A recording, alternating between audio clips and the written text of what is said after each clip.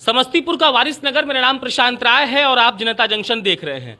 साहब नॉमिनेशन करने जा रहे थे। वैसे मुझे बड़ा डर लग रहा है क्योंकि अनुशासनात्मक लोगों के पास बैठने में ये सोचना पड़ता है कि वो कब क्या बोल देंगे। बाकी ये मुझे सिखा रहे थे कि आपको कमोडोर ही बोलना है। ये एक नेवी का पद है जिससे ये 30 तारीख को रिटायर हुए हैं। इनका नाम है विनय जी। भारतीय सब लोग पार्टी से ये यहाँ चुनाव लड़ने वाले हैं। अभी ये नामांकन करने जा रहे थे और तब तक हमने इनको पकड़ लिया।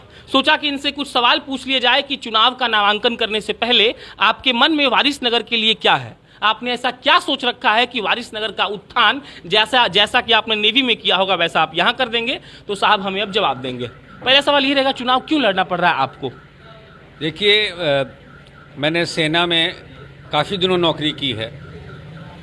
नौकरी करने से वहाँ जो मैंने सेवा किया है और सेवा, देश की सेवा करने के बाद मैं रिटायर होकर यहाँ आया हूँ। ठीक है। बीच बीच में भी मैं यहाँ आता रहता था और मैंने जो अपने गांव का और बाकी जगहों का मैंने दौरा किया, तो मैंने जो बहुत चीज़ें जो यहाँ हैं उसकी हालत बहुत ही ख़राब है। मैंने अपने गांव का स्कूल देखा है, यहाँ के हॉस्पिटल्स देखे हैं, यहाँ के रोड का कंडीशन देखा है, यहाँ जो हेल्थ है, सैनिटेशन है, आप किसी चीज़ की भी बात करें उसकी हालत बहुत ही ख़राब है। अच्छा। और यहाँ के जो एमएलए हैं 10-15 साल से यहाँ हैं, उनकी सरकार थी, उनका कैबिनेट था, तो उन्होंने क्या किया?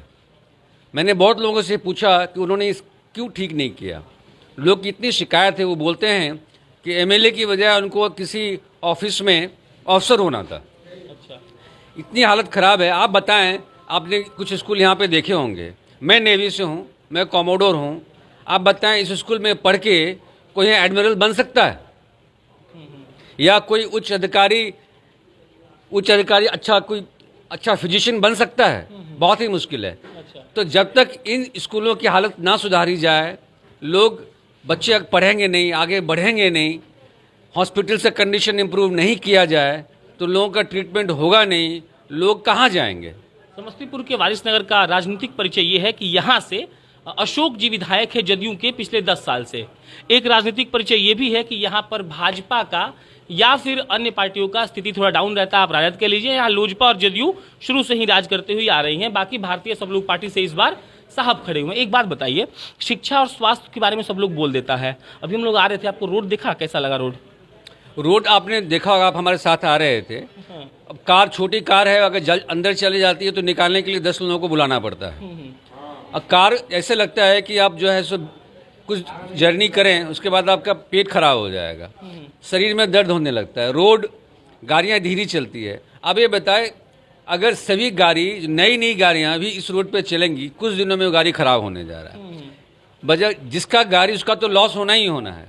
अब देश में जो इतनी गाड़ियाँ बन रही है, अगर इतनी गाड़ियाँ जल्दी समय में खराब होता रहेगा तो कितना लॉस है इकोनॉमी का। ठीक है सर, आपका कोई प्लान है क्या इस चीज़ के लिए, रोड के लिए, स्कूल के लिए, हॉस्पिटल्स के लिए या वारिसनगर के लिए? अगर हम ओवरऑल बात करें तो आपने क्या सोच रखा है? देखिए, सरकार का अपना बजट होता है, हर एक फील्ड में बजट एलोकेशन होता है। और रोड का भी बजट है, हेल्थ सैनिटेशन का भी बजट है, एजुकेशन का भी बजट है।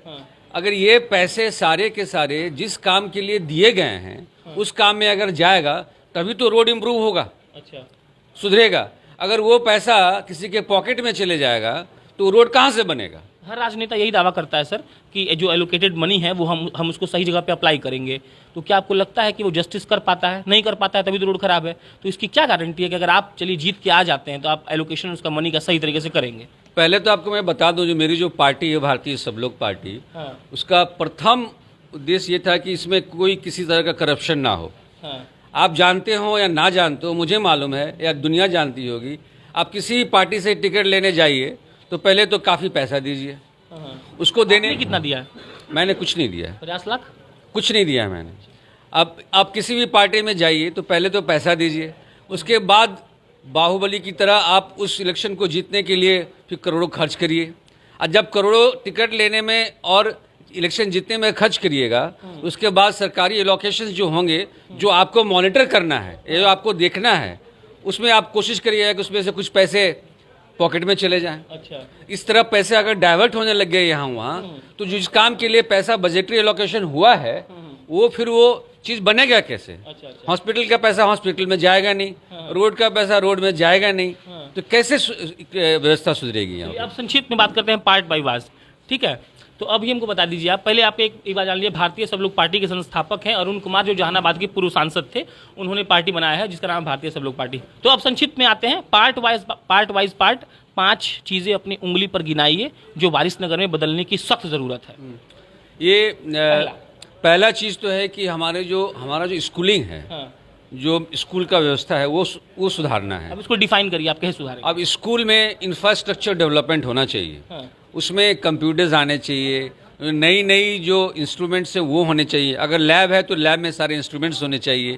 तो एक फुल्ली इक्विप्ड स्कूल होना चाहिए ताकि विद्यार्थियों को वहाँ हर एक चीज़ मिले। वो आप जाइएगा कि स्कूल में हर एक व्यवस्था ठीक नहीं है तो उसका फिर जो एजुकेशन है वो कंप्लीट नहीं हो पाता, उस पूरा नहीं हो पाता है। दूसरा हेल्थ और सैनिटेशन की बात करें, आप दिखाइए हमारे जो जितने लेडीज़ हैं, बच्चे हैं, लड़कियां हैं, जो सैनिटरी पैड्स वगैरह है, इसकी उपलब्धि होनी चाहिए। सैनिटेशन जो वहाँ के जगह साफ़ सुथरा होना चाहिए।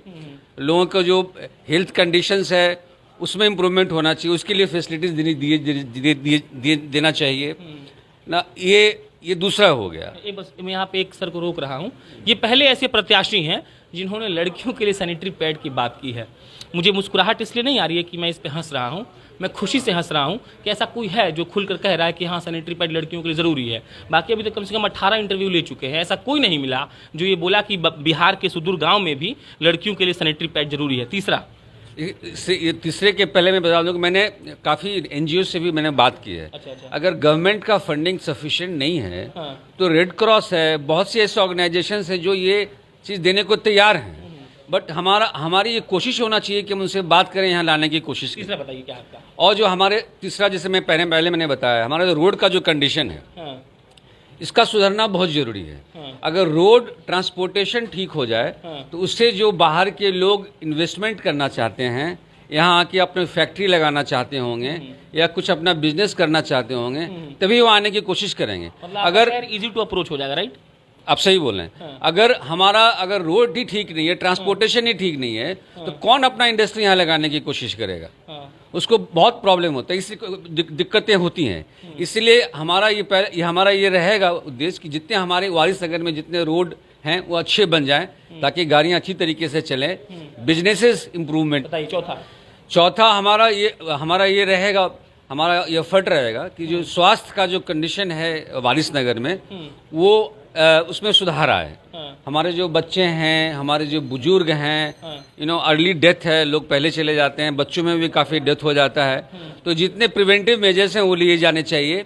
हमारे बुजुर्गों का ख्याल होना चाहिए, स्वास्थ्य का कंडीशन इम्प्रूव हो, उसके लिए दवाइयों की उपलब्धि होनी चाहिए।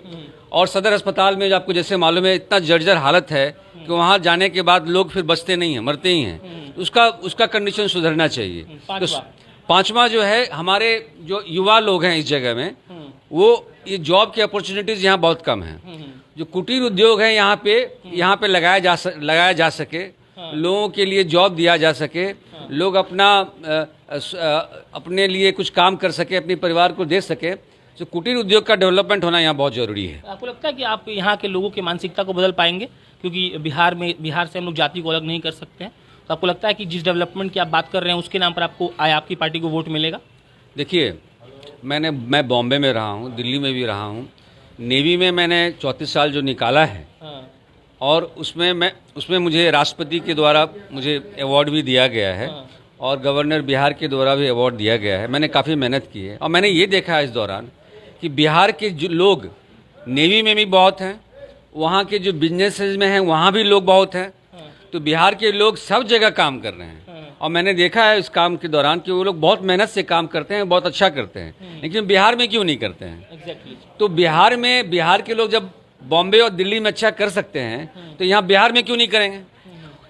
उनको यहाँ मौका मिलना चाहिए। उनको मौका मिलेगा तो हो सकता है वहाँ से ज़्यादा बढ़िया करेंगे, क्योंकि वहाँ तो कहीं और रहते हैं, किसी और के यहाँ काम करते हैं। जब अपने घर में काम करेंगे तो और ज़्यादा मेहनत से काम करेंगे, ज़्यादा दिल से काम करेंगे, और फिर यहाँ की जो उन्नति होगी वो दिल्ली या बॉम्बे से 5 गुना ज़्यादा होगी। अच्छा। अब एक बार ये आपने कमोडोर ही बोलने कहा था, विनय जी। मैंने इसलिए बोला था क्योंकि कमोडोर रैंक बोलने में लोगों लोगों को या तो मालूम नहीं है या वो ठीक से उसका प्रोनाउंसमेंट ठीक से नहीं कर पाते हैं, इसलिए मैंने आपको पूछा, आपने मैंने मुझे बताया। अच्छा भी लगा, नई नई चीज़ें जानने का शौक है मुझे। ये कमोडोर विनय जी थे, अग्रिम शुभकामनाएं रहेगी आपको अगर आप जीत कर आएँ। तो अगर आप जीतते भी हैं तो मैं आऊँगा और वो 5 काम जो आपने मुझे गिनवाए हैं इसी कैमरे से फिर शूट होगा और पूछा जाएगा कि आपने उन काम को कितना किया। बाकी समस्तीपुर का वारिस नगर है, ये पहला इंटरव्यू हमने इसलिए कर लिया क्योंकि ये नामांकन करने जा रहे थे। अब आपको यहाँ से ग्राउंड रिपोर्ट्स दिखाऊंगा, ये बताऊंगा कि यहाँ की लोकल स्थानीय दिक्कतें क्या है, यहाँ के जर्जर रोड के हालातों से आपको परिचित कराऊंगा और ये बताऊंगा कि जदयू के 10 साल से विधायक अशोक जी ने यहाँ पर क्या क्या किया है। बाकी वीडियो का अंत हो रहा है। मेरा नाम प्रशांत राय है, कैमरे के पीछे मोहित कुमार सिंह बैठे हुए हैं। आप जनता जंक्शन देख रहे थे, बहुत बहुत धन्यवाद।